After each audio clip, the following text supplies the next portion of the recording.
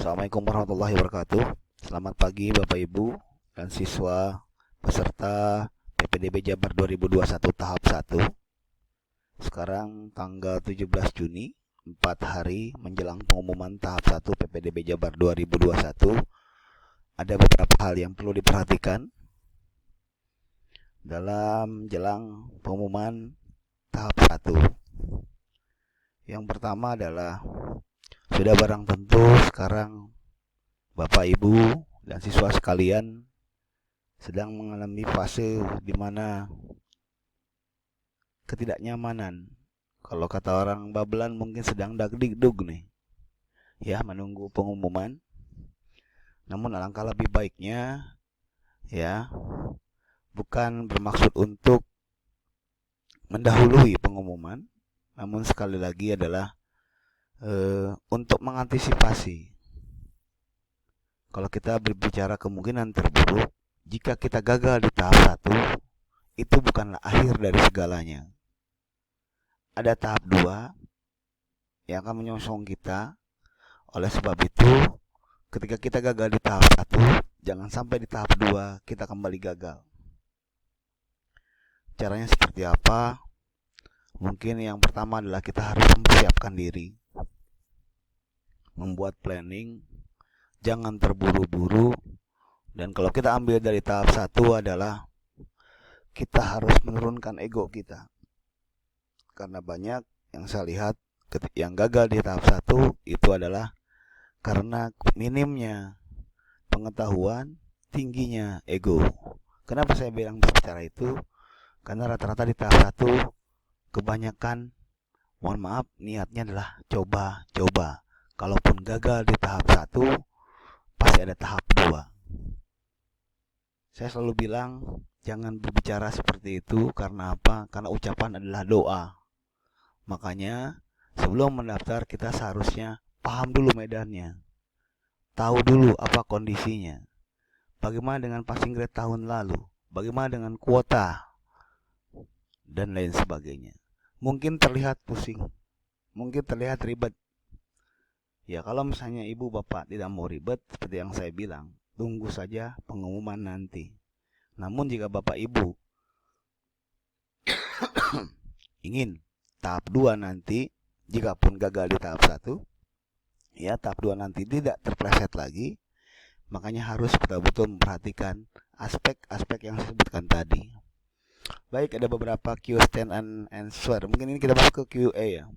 Jadi saya ambil dari pertanyaan-pertanyaan Bapak Ibu ketika dalam perjalanan ke tahap ini. Baik, pertanyaan pertama adalah, Pak, bagaimana caranya untuk mengetahui daftar klasemen?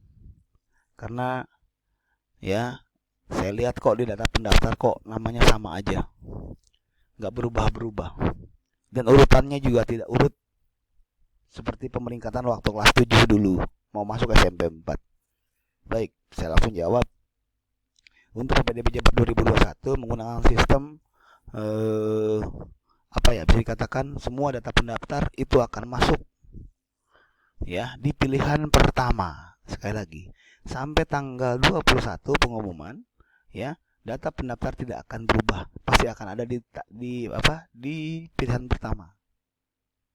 Ya, sekaligus menjawab juga ada pertanyaan orang tua yang bertanya, Pak, saya sepertinya udah kegeser di 1, tapi kok namanya belum terverifikasi di pilihan kedua. Sekaligus menjawab pertanyaan itu adalah, jadi untuk PPDB Jabar 2021 pemeringkatan itu sampai 21 itu akan terdaftar di data pendaftar pilihan pertama. Makanya sebetulnya selama masa pendaftaran data yang ditampilkan hanya terdiri nomor, nama, sekolah pilihan, jarak, skor prestasi, di mana data hasil seleksi akan disampaikan saat pengumuman. Jadi sampai tanggal 21 data pasti akan tetap di situ. Dan itulah yang kadang-kadang membuat terlena. Ya, terlena dalam artian wah, saya masih ada datanya, padahal kita harus lihat kuotanya dan lain sebagainya. Makanya ketika data pendaftar, kenapa saya rilis di grup kolektif nilai skor terendah ya, apa yang saya lakukan adalah ketika saya ya, contoh misalnya saya ambil di SMA Negeri 1 Bekasi, 1 Babelan ya, 1 babelan. Saya ambil jalur rapot. Ya. Nah, di sini kan ada berapa nih? Ada 414 yang mendaftar. Ya. Dan semuanya itu ada di pilihan 1. Jadi pilihan 1, semua yang daftar di pilihan 1 SMA Negeri 1 pasti akan terdaftar di SMA Negeri 1 Babelan. Nah, ini kan datanya nggak urut nih. Contoh nih 536 di halaman 401, yang lebih besar ada di bawahnya. Ada yang lebih besar di bawahnya lagi dan lain sebagainya. Ini tidak urut. Makanya apa yang saya coba lakukan adalah mengurutkan. Ya. Ini SMA 3, SMA 2. Ya. Jadi saya urutkan berdasarkan kuotanya. Yang 414 ini kita indeks, kita ambil dari nilai tertinggi dan kita lihat kuotanya berapa. Untuk SMA 1 kuotanya adalah 79 siswa, berarti angka terendahnya ada di 656,57. Kenapa 656,57? Ini adalah nilai yang dimiliki oleh nomor 79. Ya. Jadi kenapa ada angka terendah? Ya ini. Kalau misalnya anak Bapak Ibu berada mempunyai, misalnya contoh di pilihan pertama adalah SMA 1, pilihan keduanya adalah SMA 2. Ya. Maka ketika mungkin nilainya skor di bawah 656,57, sudah pasti dia akan turun ke pilihan kedua secara otomatis. Tidak perlu cabut berkas, tidak perlu verifikasi, secara otomatis by system dia akan turun ke pilihan kedua. Kemudian gimana cara pemeringkatannya? Nah, itulah yang melakukan adalah komputer. Saya ambil contoh saja. Saya ambil contoh misalnya Siva. Anak saya di 911, origin Siva. Ya, dia mempunyai skor 655,63. Skor ya, yang dilihat dari bukti pendaftaran, skornya adalah 655,63. Kalau kita lihat di SMA 1 ini udah 656,57. Artinya data Siva itu akan ada di SMA 1. Terbukti nih, kan nih Siva ada di urutan 85. Tapi secara sistem ya, dia pasti akan tergeser. Tergesernya kemana? Ke pilihan keduanya. Pilihan kedua di mana? Di SMA Negeri 2. Ya, tolong perhatikan 655. Nah, kita lihat di SMA 2. SMA 2 itu kuotanya adalah 50 siswa. Nilai terendah 653. Nah, nanti Siva akan ada di mana ketika dia tergeser dari SMA 1.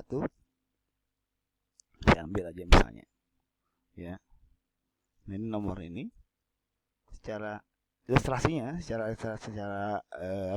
digital itu di 655,63.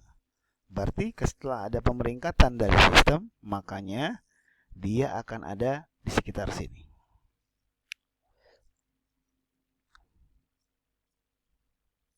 Nah, kita akan berada di SMA 2 di nomor urutan 47 nantinya. Dan otomatis nomor 50-nya itu akan bergeser ke atas. Yang tadinya 653,69 sekarang jadi 86. Nah, itu yang terjadi Bapak Ibu. Ya. Jadi untuk pilihan kedua akan terposisi secara otomatis by system. Jadi bukan berarti kita harus daftar lagi, verifikasi lagi, tidak. Ya, tapi pilihan kedua itu akan secara langsung. Ya. Nah, maka dari itu tolong perhatikan baik-baik kenapa di kemarin silakan di print bukti pendaftaran. Tidak ada yang dilakukan adalah untuk mencari ini. Ya, mencari untuk melihat kira-kira skornya ada di mana. Kemudian yang kedua, jika kira-kiranya sudah terlempar di kedua-duanya, ya.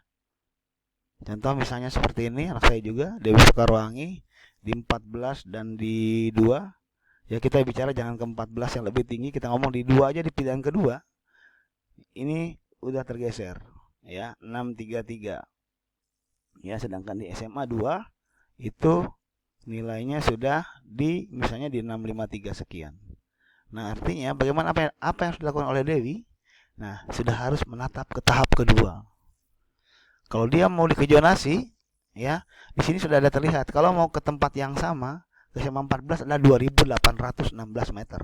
Sedangkan ke SMA 2 jaraknya adalah 3.500 meter. Di mana dua-duanya menurut perhitungan tahun kemarin ini akan sangat sulit di zonasi. Apa yang dilakukan? Yang pertama adalah ya kita harus memikirkan yang pertama, jika ada di SMA, mau tetap di SMA, cari SMA yang lebih dekat. Ya, tapi lebih dekat di sini adalah cari juga tahun kemarin berapa. Atau cara yang kedua, Dewi bisa merubah ketika di tahap 2, ya. Kayaknya kalau zonasi terlalu jauh, saya mau pakai jalur rapot di SMK. Sudah harus memikirkan SMK mana yang dituju. Nah, itu Bapak Ibu, itu yang harus dan penting sangat dilakukan. Terutama bagi yang sudah tergeser di kedua-duanya. Makanya kami buka konsultasi, silakan untuk datang langsung. Tidak usah bawa berkas. Berkasnya nanti untuk tahap 2, nanti setelah pengumuman tanggal 21 baru akan ada pemberkasan ulang untuk tahap 2. Tapi yang terpenting dari sekarang adalah sudah memikirkan mau kemana. Karena yang seperti di awal saya bilang tadi, tahap 2 jangan sampai lolos. Jangan sampai tergeser lagi, jangan sampai terlempar lagi gara-gara keinginan yang terlalu tinggi. Mohon izin, bukan yang mematahkan, tapi kita harus bicara secara realistis. Mungkin itu saja dulu Bapak Ibu. Jika ada pertanyaan dan sebagainya, saya sampaikan, silakan datang langsung ke kami. Karena kalau kita berdiskusi lewat WA, jujur, saya pribadi tidak puas. Kenapa tidak puas? Karena akan terlampau banyak hal yang harus ditanyakan dan harus berpanjang lah ngetiknya, kalau kata bahasa ini. Lebih baik datang ke sekolah, kita konsultasi, agar nanti ketika ada tahap 2, kita sudah siap. Sekian. Assalamualaikum warahmatullahi wabarakatuh.